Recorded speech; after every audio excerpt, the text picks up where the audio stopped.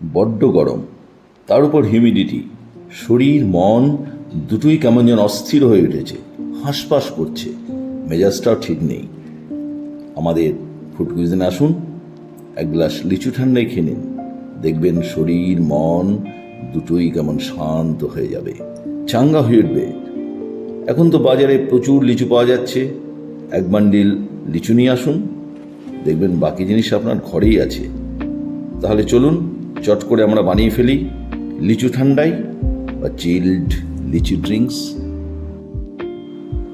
আমি 10-12টা পাকা লিচু ভালো করে ধুয়ে নিয়েছি।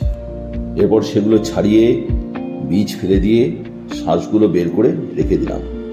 আর নিয়েছি একটা গন্ধরাজ লেবু, 2টো কাঁচা লঙ্কা, কাপে নিয়েছি হাফ কাপ লিচুর রস, 5টা লিচুকে মিক্সিতে হুইপিং মোডে একটু থেতো করে নিয়ে লিচুর রসটা ছেঁকে নিয়েছি।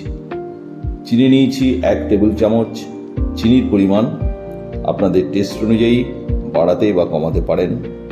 আর নিয়েছি মাঝারি বাটির 1 বাটি আইস কিউব।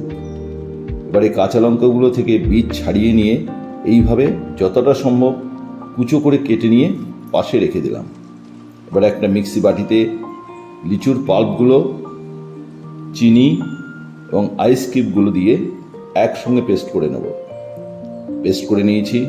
এখন ওই বাটিতেই গন্ধরাজ লেবুটা অর্ধেক নিয়ে রসটা ছেঁকে আমি ওর মধ্যে মিশিয়ে দিলাম। আর দিলাম কাপে রাখা লিচুর রস আর পাশে রাখা কুচনো লঙ্কা। এবার সামান্য নুন দিয়ে চামচে করে ভালো করে মিশিয়ে নিলাম। তৈরি হয়ে গেল আমাদের লিচু ঠান্ডাই। এবার পরিবেশন বা প্রেজেন্টেশনের পালা। এই জন্য আমি একটা ওয়াইন গ্লাস নিয়েছি, তাতে পুরো মিশ্রণটা ঢেলে দিলাম।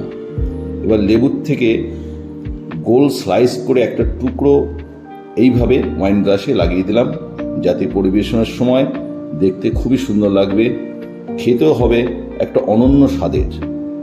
একটু ঠান্ডা ঠান্ডা, একটু ঝাল ঝাল, একটু টক টক, মিষ্টি মিষ্টি, নোনতা নোনতা, তার উপর গন্ধরাজ লেবু আর লিচুর একটা সংমিশ্রণ গন্ধ, স্বাদ আর গন্ধ হবে মনে রাখার মতো। এই রেসিপিতে যদি নতুনত্ব কিছু পেয়ে থাকেন, যদি কোনো ভালো লাগা জন্মে থাকে, তবে লাইক করুন, শেয়ার করুন, কমেন্ট করুন। আর আমাদের চ্যানেলে যদি নতুন হন তবে অবশ্যই সাবস্ক্রাইব করুন। নমস্কার, খুব ভালো থাকবেন।